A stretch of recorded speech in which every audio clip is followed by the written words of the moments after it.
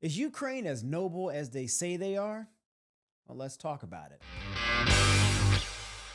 Hey guys, welcome to the Shermichael Singleton Show. And you all saw the conundrum in the Oval Office between Ukrainian President Zelensky, our President Donald Trump, our Vice President JD Vance, and it was contentious, it was heated. But these things go on all the time in the back rooms when the cameras aren't rolling. We just happen to see it in front of the cameras. Now, a lot of people have different opinions about that. I have my thoughts about it. I think when you come into somebody's house, you need to show some humility. Those are my personal thoughts. But I wanted to have a different discussion about Ukraine. Now, there are some people in the West, even in our own country, who talks about the necessity to support Ukraine. And in some ways, I don't disagree. I think what Russia is doing isn't necessarily okay. I don't think you can just trample into somebody's border, a sovereign society of people, and say, we're just going to start taking your land. I don't necessarily agree with that. But Ukraine has some issues. They have a lot of issues, at least for me. And I'm not surprised that this has sort of gone under the rug. The mainstream media hasn't really talked about this. And look, I'm not a person that wants to make everything about race. Hell, we talk about race all the damn time in this country. Sometimes I think too much.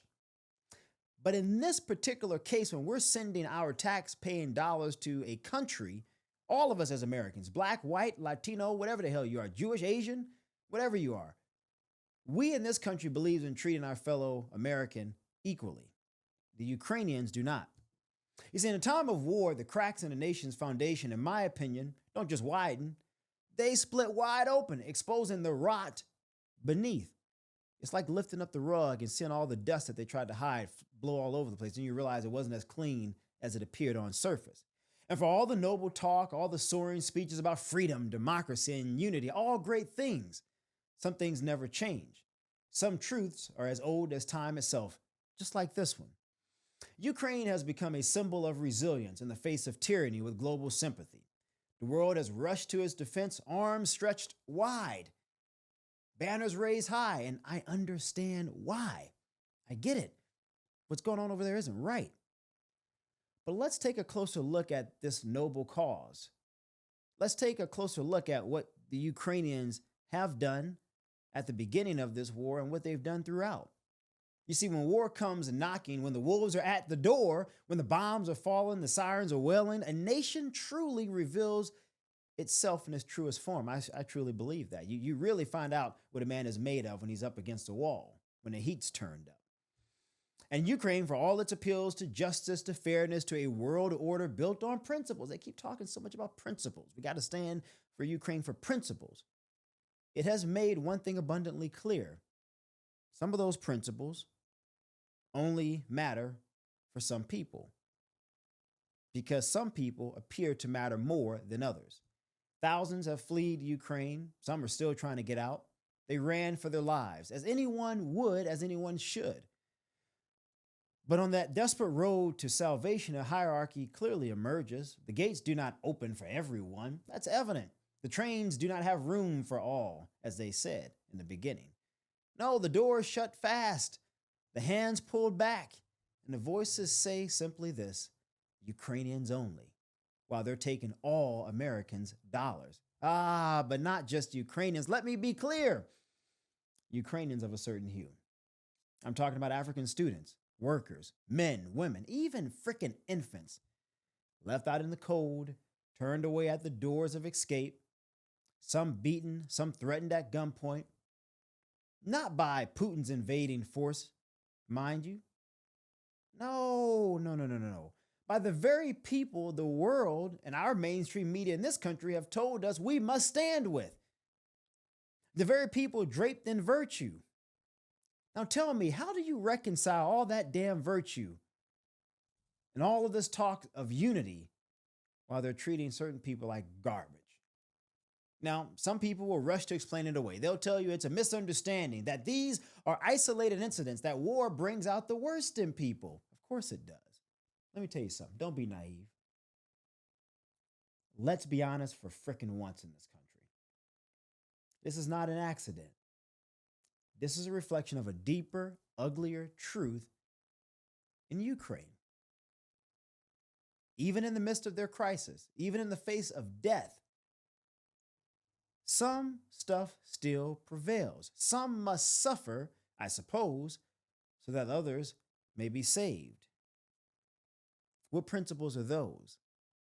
Now, look, don't mistake me as a Russian propagandist. I'm not here to peddle Russian propaganda. I think what Russia's doing is wrong, and I think we should support Ukraine up until a certain point, although I think it's now time for a resolution, as President Trump is attempting to do. No, I have no love for those who trample the sovereignty of other countries with missiles and tanks. And I have even less patience, however, for those who preach righteousness while practicing something else all entirely. If you claim to be a beacon of democracy, then let's see that light shine equally for everybody, including the Africans. If you call for help, then make room on the lifeboat for everyone else, because if not, why in the hell should my tax dollars go to help you? Because when the dust settles, when the war is over, some of us will remember. Hell, I know I will. Now, look, Ukraine is fighting for its sovereignty as it should. I believe it should. But understand this, history will not just remember how Ukraine defended its borders. It will remember how they treated those who stood among them when the bombs fell, as they continue to fall.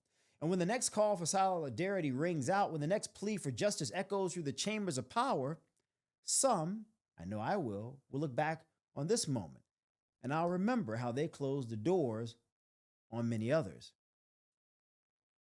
And those of us who will remember, we will decide how this moment should be remembered. Perhaps that sympathy that Ukraine is asking for is a luxury best spent somewhere else. Ukraine talks about fairness. Ukraine talks about what Russia is doing as being abhorrent. I agree with all of that. But what about what Ukraine has also done within its own borders throughout the duration of this conflict?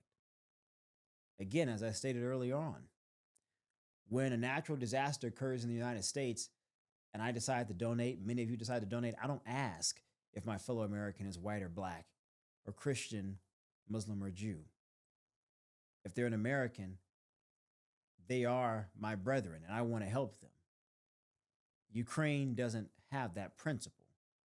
So again, why should my tax dollars, why should your tax dollars go to supporting a place that clearly doesn't share our values? And I'm not saying that we're perfect over here in the U.S. Hell, we got our problems. But God knows, ladies and gentlemen, we have made a significant amount of progress in this country, and we continue to move forward. You can't say the same for Ukraine. Fairness. It's a two-way street, isn't it? I guess it is, as long as you're not of a different hue. I'm Shermichael Singleton. Let me know in the comments below, should American taxpayer dollars go to supporting countries who don't share our values?